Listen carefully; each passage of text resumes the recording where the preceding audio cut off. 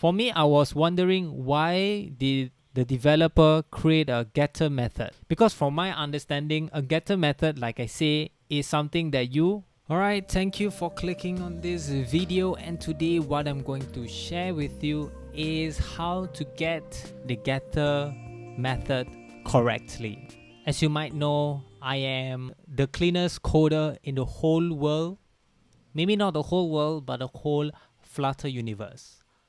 Flutterverse. And why am I so enthusiastic and talking about clean code, and why am I so anal about understandable code or readable code is that I've been through it. I am a contributor of messy code, and I feel that anyone can code, but the great coders out there are those people who cares about people reading their code. So are you one of them? So well, I'm going to teach you just a very small part on creating cleaner or understandable code by explaining to you how to use a getter method. So for those who don't know what's a getter method, well, basically a getter method, it is just a normal function that doesn't take in any arguments and it only returns a value.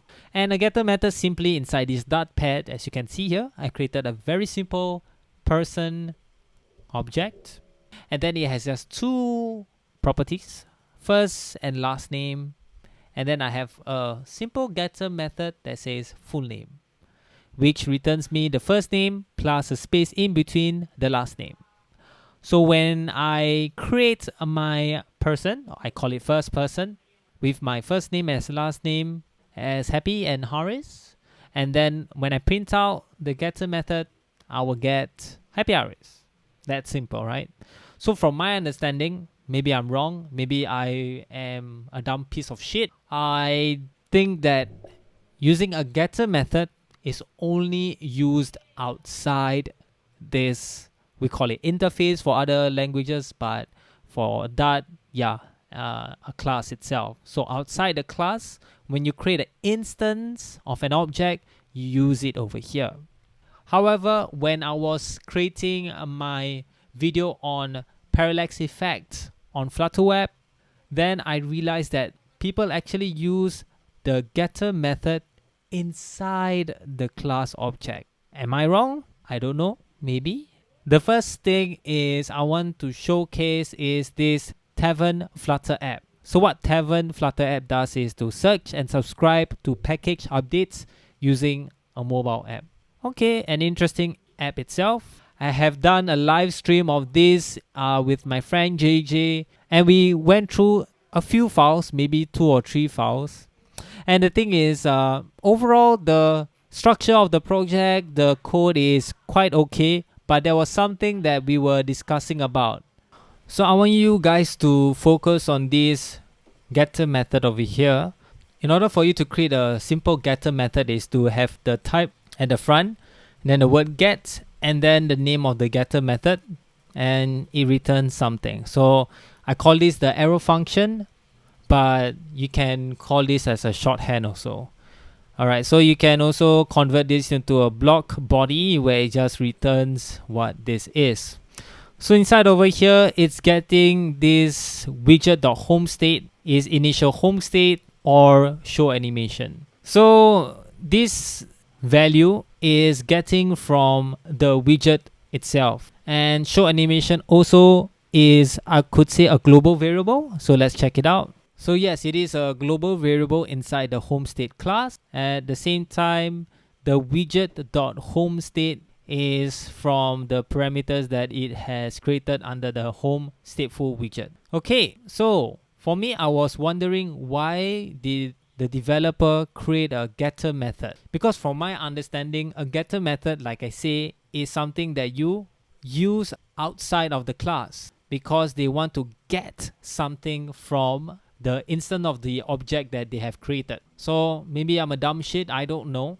And I guess if I were to do it differently, what I will do is that this looks very like a simple variable, because if you were to create a variable, it can only be called inside the code block that it has been created. So what the getter method does is exposes what you're returning. But if I were to find it, show logo, it's only found inside home.dart. So if the person used this show logo in another widget, then maybe I understand, but there isn't. So this is something that I was like thinking about because I've never seen this kind of code before. Okay, the next thing is that if you look on top, then maybe you have a better idea why the getter method is something that, should be thought of more seriously. It's because this getter method returns a widget. So maybe that's a first for some of you guys. This is a first for me. So you may think this is my opinion, but let's talk to the Flutter team about it. So the Flutter team have created the design guide documents. You think that I was gonna have someone on a Zoom call to answer these questions? Not really. I wish. But from their documentation, use getters for operation that conceptually access properties. So from this show logo, it is not exposing the properties for other files to use. So I was wondering, so how are we going to use the getter method? And they explain that it is a challenging yet subtle but important part of good API design. Alright, so what this whole thing summary means is that in some languages, they don't really use getter method. The only time they use the getter method is when it uses a very, very small amount of calculation on state that lives entirely on the object. And then anything more complex or heavyweight then gets these brackets. And the thing is, Dart is not like that. All dotted names are member invocations, meaning they are part of the object that will still do some computation. So this getters is provided by the language, and meaning that it is not considered as something like a slow fill, but a very fast getters. If you are using a getter, then the operation that you are trying to signal to the caller or even the user, it says is field like, meaning person dot first name, person dot last name. These are getter methods. So for example, first person dot first name and first person dot last name, these are getter method that's provided by the Dart language. So they are not computational, they are just very fast getters. However, if you want to create your own getter, then these rules should be applied when you want to either create a method or a getter. So the operation does not take any arguments and returns a result. And that's how a getter is created. Imagine a method without the arguments. So for example, I have the getter full name, and if you see over here, the first person dot full name will return me my name as a string where I printed out on the console. So it's my first name plus an empty string with my last name. Then if I want to use this method that has two arguments, this is then considered a method. It's not a getter because it has two arguments. Alright, so like I say, add two numbers is a method that requires two arguments. So it's a method, not a getter. So that's the difference.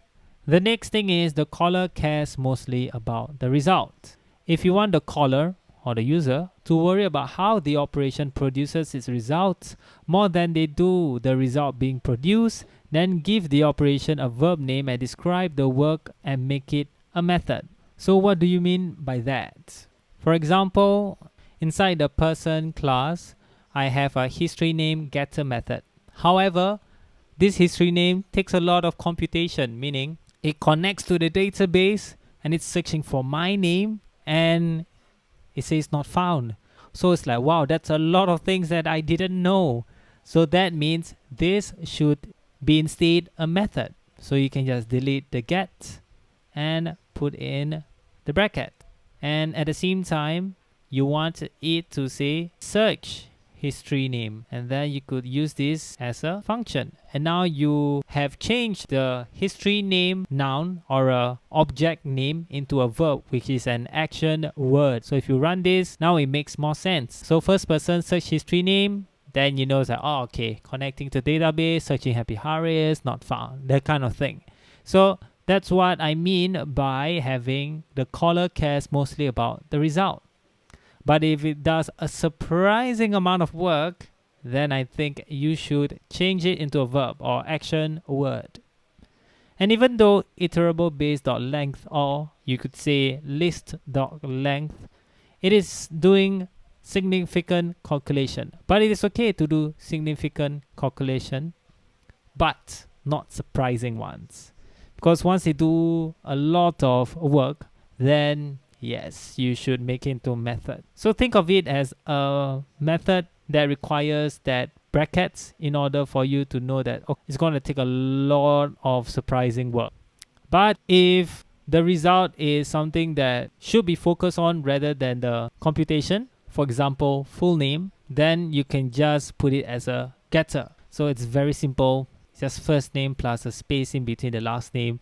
You just want to know what the full name does. But if you were to go to the search history name, then you know that it's connecting to the database. So you must think, what kind of database? Is it searching correctly with the full name that I have and whatnot? All right. Okay. So they have an example. It does network IO, or it just searches through the network to find the next incoming message. So this should be a verb. Maybe say connection get next incoming message will be a better sentence to describe this. Then expression.normal form. So this can be exponential to calculate. So you have an expression or a number that you want it in normal form. I don't know math. I think this is math since it says calculate. But it might take a surprising amount of work. Okay, the next thing is the operation does not have user visible side effects. So what does this mean? It does not alter or change the object or any other state in the program. So it doesn't produce output or write files, and getter shouldn't do these things. The user visible part is important. So getter modify hidden state or private state and produce out band side effects. So I'm thinking band side effects is something that is contained inside the object. Getters can lazily calculate and store their result, write to cache and log stuff. As long as the caller doesn't care about the side effects, it's probably fine. So an example of it having a side effect is, alright, so inside my person object, I have created a getter method called remove first name. So you could see that the first word of remove first name is remove, which is a verb. That means, so ting ting ting is supposed to be a function. Second thing is that this changes the internal object that we want to actually use. So the first name property is being changed. That means print first person dot first name. It says here that it is happy, which is correct. We earlier created a happy person. But then we remove the first name, which is a getter method. And that's the side effect. If we were to print the first name dot is empty, which is a getter, then you could see that it is true. So this is what we don't want. If we want to have this remove first name, we should actually just put it as a function, which is like this. And then you can just put it over here and we will know that, oh, okay, you are removing something that I have inside here. And at the same time, this is not a return type string. It's just a normal function. Okay, so if you run this, now it looks better. Why is it like that? Alright, so if we change the remove first name into a function, then we know that, okay, we are changing and have some side effects. So a getter method should not have any side effects at all. So that's why we will have this function. But just a warning, you should not change what you have created for your instance object unless it really requires to. So create a setter. The next thing is the operation is idempotent. Alright, so idempotent means that every time you call a get method or a method itself, it will produce the same result each time. It's the same with list.length. means we are predicting the amount of element inside the list. So it will not be idempotent for list.length if it's giving us the wrong number of length inside the list. Meaning if we have a list of 4 numbers, and if we were to run this one time and if it give us 3, then it's not idempotent. Then if we run the second time, it says 4, it's not idempotent. It has to produce the same result, you could say, logically. So an example is that for the full name here, this is an idempotent kind of getter. So if you were to type in full name again, and if you run it many times, it will produce the same result. However, if I were to have this getter that is called random email, and we put it over here, and we run it, then it will produce an email that's always random. I forgot the at, so let's try it again. You could see that the email is always random and it's not idempotent. So this is not the right way to get a getter method. And that's why we'll put this as a variable instead. And we know then now that having this random email will be inconsistent, or it just produces us a random email. So same result does not mean a getter must literally produce an identical object on successive calls. Requiring that means the getters have to have brittle caching, which is not the whole point of using a getter. It is quick and fast. That's why if you have a new feature or list each time, it has to complete to the same value or the list contains the same elements. Datetime.now is not a good getter implementation, because if you were to do this at the next second, it produces a different second. If you were to do this datetime.now after 1 hour, then the object will be different. So the only time that the idempotent makes sense is that it is always the same result. Even if the initial future is different, but it completes to the same value every time, it is okay. The next one, the resulting object doesn't expose all of the original object's state. A field exposes only a piece of an object. If your operation returns a result that exposes the original object entire state, it's likely to be better off as a to something or as something method. So the most common one is to JSON or as map. So an example is that inside my person class, you have this getter method called a map form. So you can see that if I were to print this statement out, it will print me the map form of my first person. However, this is not recommended because it is exposing our internal state of first person. And let's format it. So if I were to change the map form to toMap, then it makes more sense, because now the first person and object itself will change into a map object, which is like this. So you could say that as toMap, toJSON, from or as map or as JSON. So this doesn't expose all of the object state. So the getter method should not expose everything. It only exposes a part of it. That's why when you type in first person, first name, it only gives us the first name. So a getter method should do that. If you want to expose maybe a huge amount of the object state or the whole thing, then it is better to put a toMap or a smap kind of method. So if you have gone through the different criteria of having a getter, like for example, operation does not take any arguments, the caller or user cares mostly about the result, the operation does not have user visible side effects, operation is idempotent, meaning we are expecting or predicting always the same result, and the resulting object doesn't expose all of the original's object states, then we can use the getter.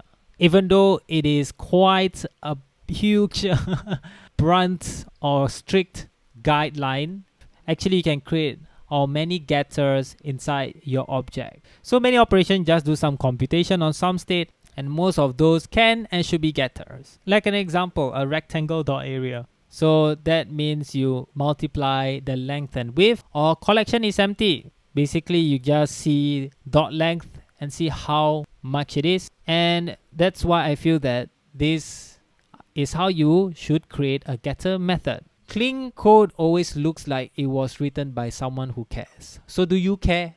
That's a simple thing. I care about you guys. That's why I'm doing this.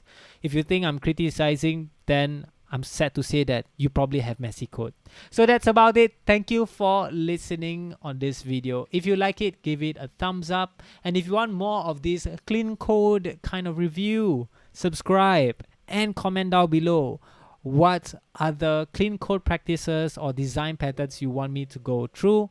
And that's about it. Stay safe and all the best. Thank you and bye.